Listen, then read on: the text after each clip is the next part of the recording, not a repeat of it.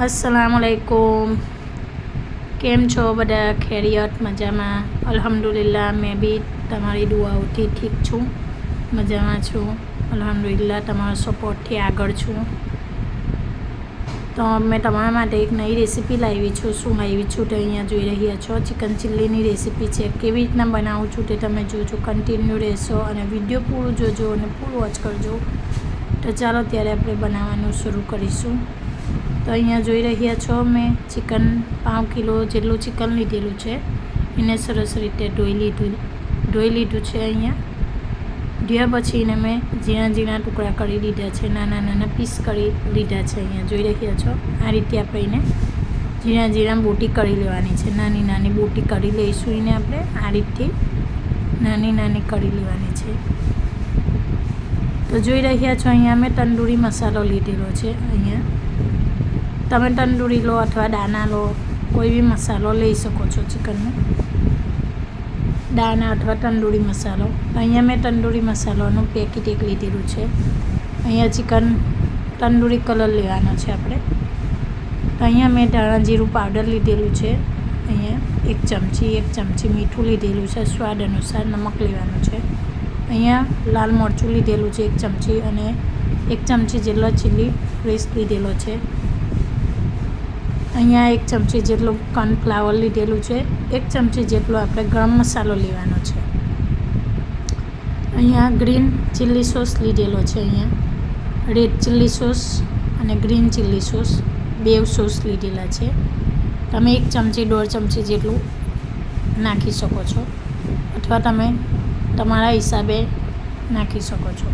अहींया मैं ब्रेड कम लीधेलो छे ने अहींया दांत खोटरवानी छल्ली आवे छे ते लीधेली छे लाकड़ी। आ रीते आपणे बधी सामग्री लेवानी छे। अहींया मैं बधुं लई लीधेलुं छे। हवे आपणे केवी रीतना बनावीए छीए ते तमे जोजो। तो चालो त्यारे आपणे बनाववानुं शरू करीशुं। तो आपणे पहेलो आ पेकेट तंदूरीनुं पेकेटनो मसालो आपणे नाखी दईशुं। अंदर नाखी देवानो छे। तो जोई रह्या छो अहींया मसालो बधो नाखी दीधो छे। अने अहींया मीठुं एटले के नमक अने धाणा जीरुं पाउडर ए बी नाखी दईशुं अंदर आपणे। अहींया लाल मरचुं ने चिली फ्लेक्स ते बी नाखी दईशुं। लाल कुटी मरचुं ए बी नाखी दईशुं। कॉर्नफ्लावर अने गरम मसालो ते बी नाखी दईशुं। हवे आ ग्रीन चिली सॉस अने रेड चिली सॉस ए थोडुं 1.5 चमची जेटલું नाखी दईशुं अंदर। आ रीते आपणे नाखी देवानुं छे। हवे ग्रीन चिली सॉस नाखवानो छे। आ रीते आपणे 1 થી 1.5 चमची जेटલું आपणे नाखीशुं। वधारे होय तो तमे 2 चमची जेटલું बी नाखी शको छो। अहींया मैं नाखी दीधुं छे। हवे आपणे नाखीशुं कलर। अहींया थोड़ो कलर नाखी दईशुं। आ रीते आपणे हवे नाखीशुं थोड़ुं अमथुं तेल रेड़ीशुं आपणे 1 चमची जेटલું नाखवानुं छे। त्यारबाद तमारे दહીં नाखवुं होय तो दહીં बी नाखी शको छो अथवा લીંબુ बी तमे नाखी शको छो। अहींया मैं 1 લીંબામાંથી અડધો ફાચડો લીંબુ લીધેલું છે। તેને અડધો ભાગ આપણે નીચોવી નાખવાનો છે અંદર। રસીને આપણે કાઢીને અંદર નાખી દઈશું આ રીતે। હવે આપણે બધું એને મિક્સ કરી દઈશું, હલાવી દઈશું। બધું એકદમ સરસ રીતે આપણે મિક્સ કરી દેવાનું છે।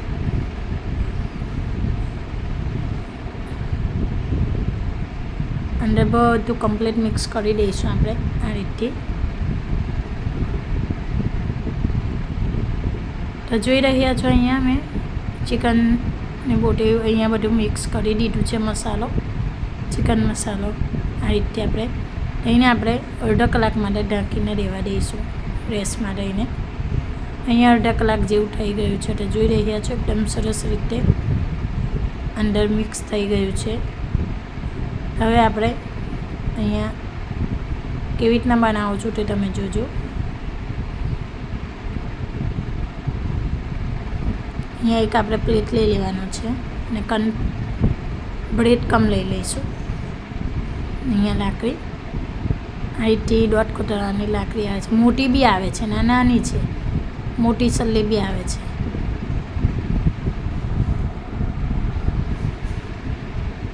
આ રીતે આપણે અંદર એક એક કરીને પોરવીશું, એક એક કરીને અંદર લગાવીશું આપણે. તો અહીંયા તમે 3 બી લગાવી શકો છો અથવા 4 બી કરી શકો છો. આ રીતે આપણે ઉપર લગાવ્યા પછી અંદર પોરવીને પછી આપણે બ્રેડ કમ લગાવી દઈશું. આ રીતે ચોપડી દઈશું ઉપરથી. તો જોઈ રહ્યા છો અહીંયા મેં બ્રેડ કમ લગાવી દીધું છે. આ રીતે એવી રીતના આપણે આ બીજી બી લગાવી લેવાની છે. આ રીતે આપણે બ્રેડ કમ અને બી આપણે લગાવી દઈશું.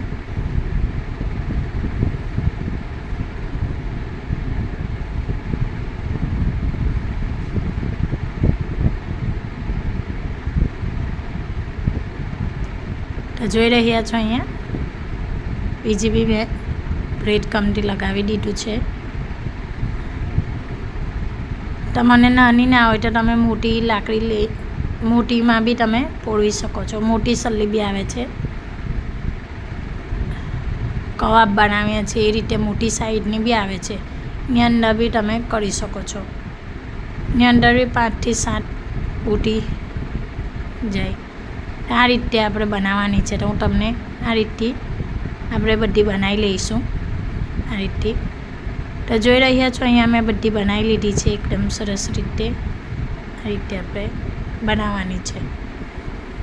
એને આપણે ફ્રોઝરમાં મૂકી દઈશું. આ રીતે અહીંયા મેં 2 પ્લેટ બનાવી દીધા છે. તો તમને આ મારી રેસીપી કેવી લાગી છે જોવામાં ને બનાવવામાં, તો લાઈક કરશો અને કમેન્ટ જરૂર કરશો સરસ લાગી હોય તો. આ રીતથી આપણે બનાવીને તમે ફ્રીઝરમાં બી મૂકી શકો છો 20 દિવસ મહિના માટે. તો જોઈ રહ્યા છો અહીંયા મેં ડબ્બાની અંદર બધી ભરી લીધી છે. આ રીતે આપણે ફ્રીઝરમાં કડક થઈ ગયા પછી બરફ ભાજી ગયા પછી તમે આ રીતથી ભરી શકો છો. અહીંયા મેં બરફ ભાજી ગયો છે અને ડબ્બાની અંદર બધી ભરી લીધી છે. તો તમે મહિના માટે બી સ્ટોર કરી શકો છો અથવા થેલીની અંદર બી ભરી શકો છો. અહીંયા મેં તેલ ગરમ થઈ ગયું છે. પહેલેથી મેં સમોસાનું તેલ ગરમ કરવા મૂકી દીધેલું. અહીંયા એ જ આપણે તેલ મેં તળીશું. તો તેલ આપણું ગરમ થઈ ગયું છે. અહીંયા આપણે તળીશું કે આપણી ચિકન ચીલ્લી કેવી લાગે છે. તળીને આપણે પહેલી જોઈ લઈશું કે કેવી લાગે છે, સરસ લાગે છે. તો જોઈ રહ્યા છો અહીંયા તેલ ગરમ થઈ ગયું છે. તો મેં અહીંયા ચિકન ચીલ્લી નાખી દીધી છે. આ રીતે આપણે ધીરે ધીરે પલટાવતું જવાનું છે અને તળતું જવાનું છે. થોડી આપણે તળીશું અને એનો ટેસ્ટ કરીશું કે કેવી બની છે. તો હું તમને એને ટેસ્ટ કર્યા પછી બતાવું છું કે કેવી લાગે છે, કેવી બની છે. તો જોઈ રહ્યા છો આ રીતે આપણે તળવાની છે એકદમ સરસ રીતે.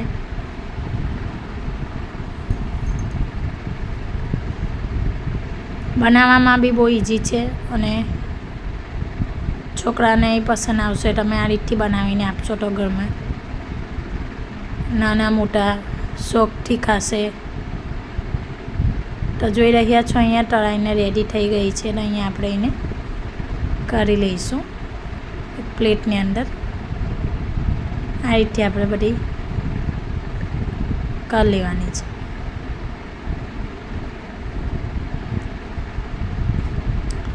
તો જોઈ રહ્યા છો અહીંયા આ રીતે આપણે બીજી બી શેકાઈ ગઈ છે, તળાઈને રેડી થઈ ગઈ છે. તમારે તળવી ના હોય, તેલ કોઈ બી તેલથી ઓછું ખાતા હોય તો તમે તેલ તવાની અંદર ફ્રાય બી કરી શકો છો ટીપું તેલીને. તો જોઈ રહ્યા છો અહીંયા તેલથી તળીને રેડી કરી લીધી છે. તો હવે આપણે કેવી લાગે છે તે આપણે ટેસ્ટ કરીશું. એકદમ સરસ રીતે તળાઈને રેડી થઈ ગઈ છે. તો હવે આપણે ટેસ્ટ કરીશું કે કેવી લાગે છે. એને તમને તોડીને એક બતાવીશ. તો જોઈ રહ્યા છો અહીંયા આપણી એકદમ પરફેક્ટ રીતે બનીને રેડી થઈ ગઈ છે. એકદમ સરસ છે અને યમી છે. ખાવામાં બી બહુ ટેસ્ટી છે. આ રીતે આપણે બનાવી શકીએ છીએ ઘરે બી અને નાના મોટાને ખવડાવી શકીએ છીએ. તો તમે બી આ રીતથી બનાવો અને ખો. તો એક નવી રેસીપી છે. તો તમને આ રેસીપી સરસ લાગી હોય તો કમેન્ટ કરશો અને લાઈક બી કરશો અને શેર કરશો. તો ચાલો ત્યારે એક નવી રેસીપીની સાથે મળીશું. બાય બાય, અલ્લાહ હાફિઝ. તો એક ફરી નવી રેસીપી લઈને આવીશ તમારા માટે. તો આ રેસીપીને તમે જોજો, કન્ટિન્યુ રહેશો અને વિડીયો પૂરું જોજો. તમે અધૂરું ના જોજો અને ફૂલ વોચ કરજો. તો ચાલો ત્યાં એક નવી રેસીપીની સાથે મળીશું. બાય બાય, અલ્લાહ હાફિઝ. અને ખાસ દુઆમાં યાદ રાખજો, મેં બી તમારા માટે દુઆ કરીશ.